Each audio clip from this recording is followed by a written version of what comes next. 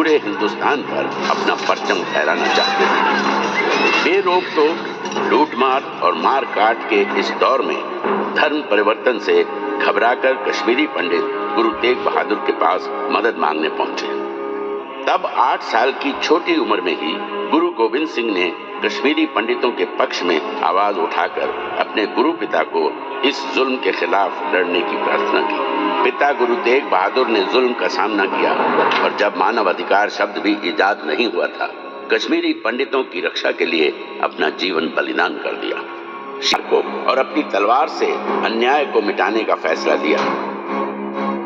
श्री अनंतपुर साहब में खालसा पंथ की स्थापना की और पूरी मुगलिया हुकूमत को झंझोड़ के रख दिया। लोगों के हक, सच और धर्म की आजादी के लिए उन्होंने अपना सब कुछ कुर्बान कर दिया, अपने 4 साहबजादे भी।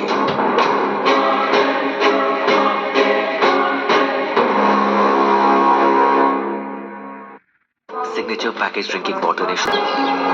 श्री अनंतपुर साहब एक और उछाले मारता दरिया सतलुज और दूसरी तरफ आसमानी रंग में खुला सरसा नदी का पानी। रंग बिरंगी हरी भरी वादी की गोद में गुरुजी के 4 साहबजादे हंसते खेलते बड़े हुए। वो नगाड़े की चोट पर खुली हवा में उड़ते और लोग देखते रह जाते।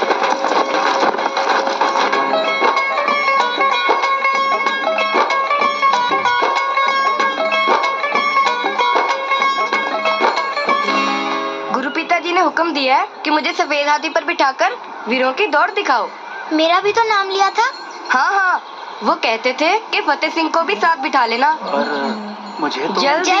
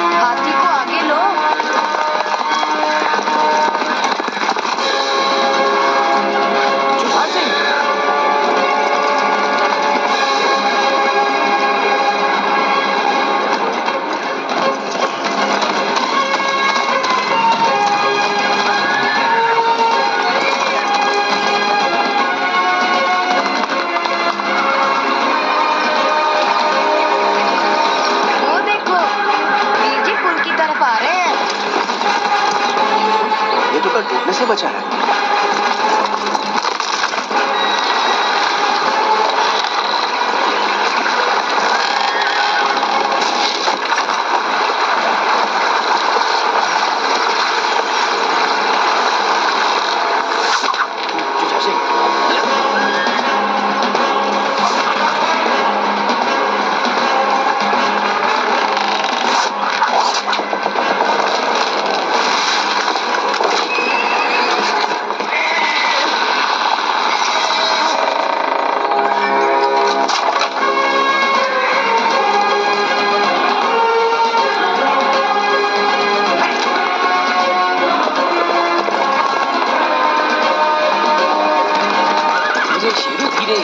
हमें छोटे वीर से आगे नहीं निकलना।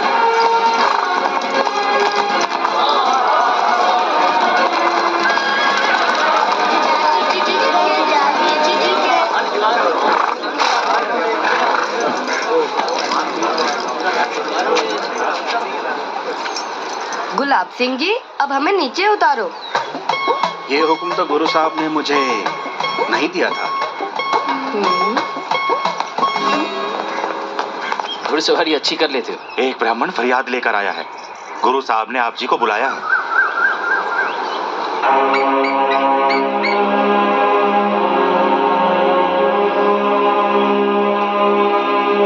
हे दशमेश पिता, मैंने बहुत दरवाजे खटखटाए, बहुतों के पास जाकर फरियाद की, पर किसी ने मेरी मदद नहीं की। मेरी नई नवेली दुल्हन का अभी तो चूड़ा भी नहीं उतरा था कि पठान उठाकर ले गया। बस अब तो आप ही मेरी मदद कर सकते हो। दशमेश पिता के दरबार से कभी कोई फरियादी खाली हाथ नहीं लौटा। जो हुक्म गुरु पिता। पहला अष्टपदियां करती जा एक ओंकार सतगुर प्रसाद। जिन सिर सोहन पट्टियां मांगी पाए सिंदूर, से सिर काती मुन्नियन गल विच आवे तूड़।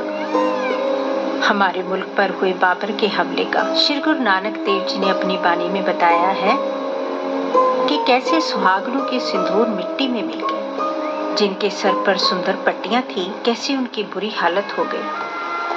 लोगों के दर्द को अपने दिल में समोकर गुरु साहब ने बाबर को कहा था कि इतना कुछ देखकर भी तैकी दर्द ना आया। दादी माँ, इतना जालिम था बाबर, उसके राज में लोग इतने दुखी थे। ये जो दिल्ली के तख्त पर बैठा है, इसके राज में कौन सा कोई सुखी है? वीर जी, आप औरंगजेब की बात कर रहे हो ना? हाँ, उसी पत्थर दिल इंसान की। जुल्म करना तो जिसकी आदत बन चुकी है। जालिमों के जुल्मों के बारे तो तुम काफी जानते हो। दादी माँ जो गुरबानी सिखाती है, वो भी तुम्हें याद है या नहीं? बानी तो सहज होती है गुरु माता, अपने आप कंठस्थ हो जाती है। हाँ गुरु माता, सुनो फिर। आद गुरु नमे, जुगाद गुरु नमे, सत गुरु नमे, श्री गुरुदेवे नमे। ये दोनों तो सही उतरे हैं जुझार सिंह। और तुम्हारी संस्कृत और फारसी की पढ़ाई कैसी चल रही है? गुरु माता, अब हम संस्कृत और फारसी बोलनी ही नहीं, लिखनी भी जानते हैं। गुरु माँ, वीर जी तो अब घोड़े की लगाम अच्छी तरह खींच लेते हैं। अच्छा, अब तो मैदान जंग में चमकने वाली तलवार आपके बेटे के हाथों में खिलेगी। क्या सोचने लगे गुरु माँ? बेटा, शस्त्र धारण करके युद्ध में जाने से पहले जैसे तुम्हारा बड़ा भाई सोना गबरू जवान लगता है, तू भी वैसा ही लगा करेगा ना? गुरु माँ, आपके आशीर्वाद के बिना भला मैं मैदान जंग में कैसे जाऊंगा? तब खुद ही देख लेना। परमात्मा तुझे तेरे वीर की तरह शस्त्र विद्या में निपुणता बख्शे। तेरा कदका कैसा चल रहा है? ओह गुरु माँ, ये हमेशा मुझे अपनी बातों में लगा लेते हैं। दादी माता। हाँ, जाओ।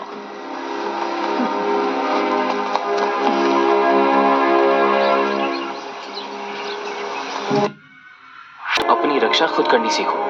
मैं वादा करता हूँ गुरु साहब जी का मैं बहुत शुक्रगुजार हूँ अजीत सिंह जी, जिन्होंने मेरी मदद के लिए आपको भेजा। वाहिगुरु जी का खालसा, वाहिगुरु जी की फतेह।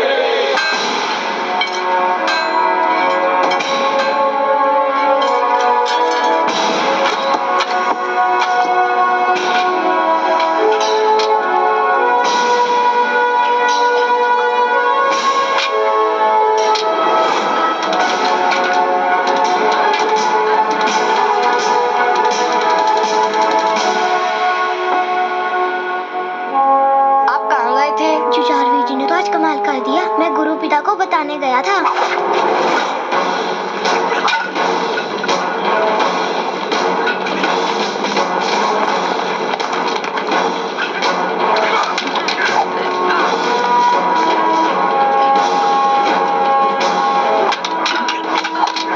अजीत सिंह, जुझार सिंह तो आज पता नहीं क्या खा कर आया है। ये तो किसी के भी पाँव नहीं टिकने दे रहा। मेरा छोटा वीर अब जवान होता जा रहा है।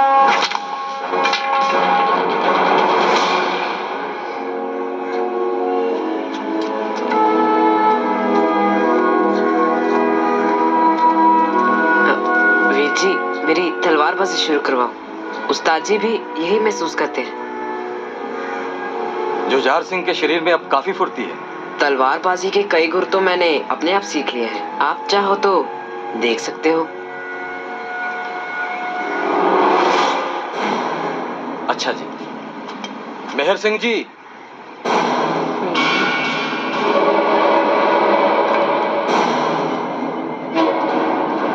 ठहरिए, तलवार मुझे दीजिए। मेरे छोटे भाई ने कितने गुर सीख लिए हैं, ये मैं खुद देखना चाहूंगा।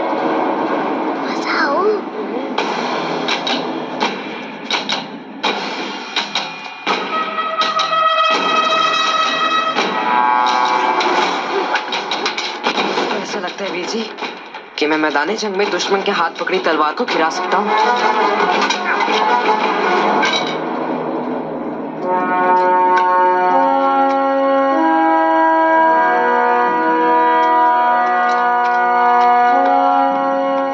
सोना भट्टी में तप चुका है, अब इसके गहने बनाना शुरू कर। लेकिन याद रहे, सिंह की कृपा करने के लिए उठती है, जुल्म करने के लिए।